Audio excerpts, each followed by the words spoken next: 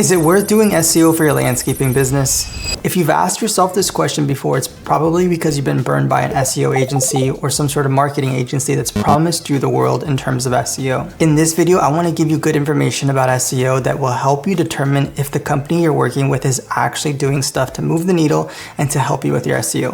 A lot of agencies sell you on a promise and they never deliver. And this video will break down exactly what they should be doing in order for your website to rank and bring you new leads. I'm going to try to make this as easy as possible to understand. And if you have any questions through this process, please leave them down below. I'm also available for a one-on-one consultation. You can call me here at this number on the screen or visit landscapingmoney.com. So without further ado, let's get into this. When we're talking about SEO, we're typically talking about two specific things. We're either talking about the Google My Business profile, that is where the reviews show up for your business and getting your business to show up in this map, or we're talking about the local organic SEO listings right below that where the websites show up. Now, both of these things will help each other rank, but typically there's different ranking factors that will determine where you rank in the map pack versus where you rank organically in the websites. So that we don't get confused, we're going to start with the Google My Business listing itself. And we're going to go over a couple ranking factors that will determine how well you rank on Google My Business. The number one most important ranking factor when we're talking about Google My Business is actually proximity. And what we're talking about is where the business is physically registered. If the business is physically registered in one city, that is typically where that business will rank. Google's job is to show you businesses that are closest to you, so if somebody's doing a search within your city, chances of your business showing up are much higher. If they do a search and they're further away, say an hour away in a different city, the chances of your business displaying in that city are very unlikely unless you have no competitors in your surrounding areas. The second most important ranking factor is going to be how you title the name of your business. Does the name of your business consist with the keywords that people are looking for, or does it have a name that doesn't make sense? And I'm going to give you different examples of names. For example, my last name is Flores, and if I were to name my business Flores Enterprises, it probably wouldn't do very well in the map pack once it's paired with other businesses that are titled with the words landscaping or landscaper in them. Now, the third biggest ranking factor is what primary service category are you using for your business? And it's very simple to see what the primary service categories are for these businesses when you're searching.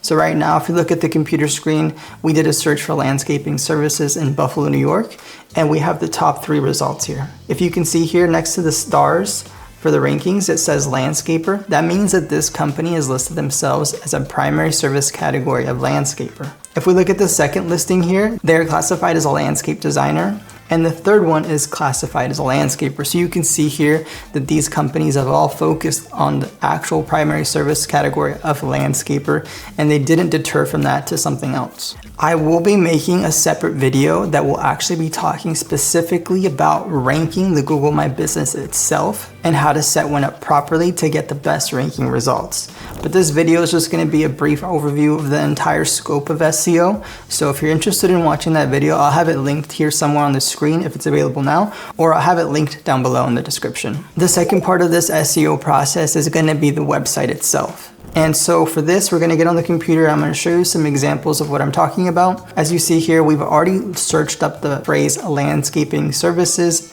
Buffalo, New York. And it's really important that you understand what it is that you're trying to rank for. There are specific searches in any given area that will bring more search volume and bring you more leads. For example, if your metropolitan area is Buffalo, New York, you want to be going after the specific search phrase that includes Buffalo, New York. And this could be landscaping services, landscaping company, Buffalo, New York. Those types of variations will bring in the most amount of search results. So it's really important that you do your keyword research to figure out what people are specifically searching in your area to bring in work. Once you've determined what those words and phrases are, you want to build your website around those specific search phrases. And this is where we actually start talking about website structure. Website structure is the most important thing here. A lot of people buy websites, and maybe you've purchased 2 or 3 at this point. It's very common to see this. You will hire a web designer who makes your website look aesthetically pleasing, but the website never shows up online, it never ranks well, and it never brings you new leads. because the structure is wrong. And I'm going to show you what proper structure is supposed to look like. So if we scroll down here on this first page, we're going to get results that best fit actual search phrase that we searched up. So we told Google we want landscaping services in Buffalo, New York. So it's going to give us results that match those. And right here where I'm hovering above these blue letters, this is called the page title. And so websites are made up of multiple pages, not just one page. So I want you to think of this as a book and the menu bar as the individual pages of that book. And every page of that book has a specific title and a specific topic. And that's what Google will show you when you're looking for something. So I'm going to give you more examples here on the computer that will show you what I'm talking about. So if we look at the search results, like I said, we're looking at the titles of these individual pages. So for example, the second result here actually says the words landscape service Buffalo, New York. So the specific things that we typed in, which are keywords, show up in the title of this specific page of this website. Below the blue titles, we're gonna find other text, and this text is be white, and it's considered your meta description. Basically what you're doing is you're giving each individual page a description of what that page is. So if we look here, we're gonna find that there are bold words here within this description, and these bold words are most likely gonna be the words that we searched or close variations of those words.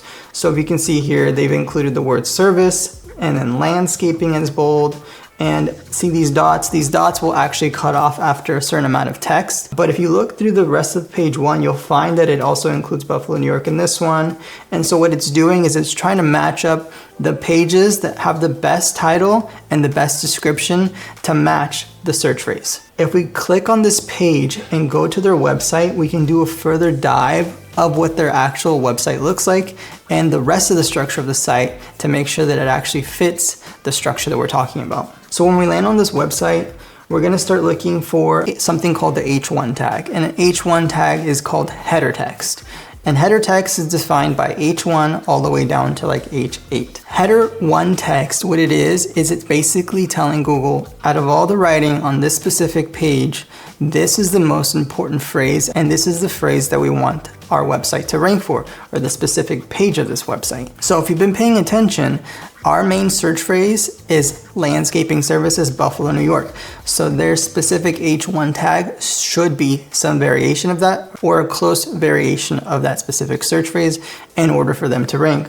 So if we look through the website, that is kind of what we're looking for. And one way to find out what their H1 text is if you highlight the text and then right click and hit inspect. This will bring up dev mode and it'll show you what an H1 tag is classified on their website.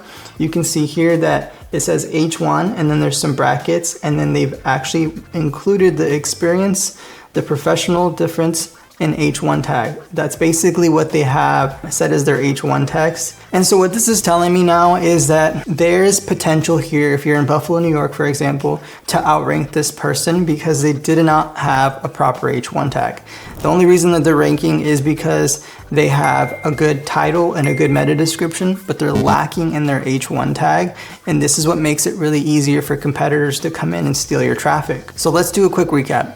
You want to make sure that your website and all your individual pages target a specific search phrase that matches your title of each page, your meta description, and your H1 tag, and that has supporting content that supports that search phrase. Now, if we want to take this a step further, essentially what we want to do is take over the entire area of Buffalo, New York. And Buffalo, New York is made up of a lot of individual cities, and I'm sure your area is as well. So if we look at Buffalo, New York, and we start to break down all the cities around it, you really want to have specific city pages that cover those cities. So if you look at your area and you have 20 surrounding cities that you service or you want to get work in, you want to have the individual pages that talk about landscaping services or whatever service you want to offer for that specific city. When we break this down, websites can get quite large to several hundreds of pages, but those are really the websites that are bringing the most amount of work and that have the most amount of crews.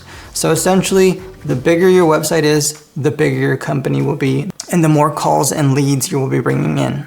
So I want you to take a look at your website and see if you have all the individual pages for specific services matching the specific cities that you want to show up in. And if you don't, then you need to have those pages made so that you can start bringing in leads from those specific cities. If you're still kind of confused about this, it's okay. I know I gave you a lot of information, but I wanted you to have some real information so that you know what people are talking about when they're talking about SEO. If you need any more help with any of this, we offer a free website audit over at landscapingmoney.com that will give you a good understanding of where your website stands and how it can be improved.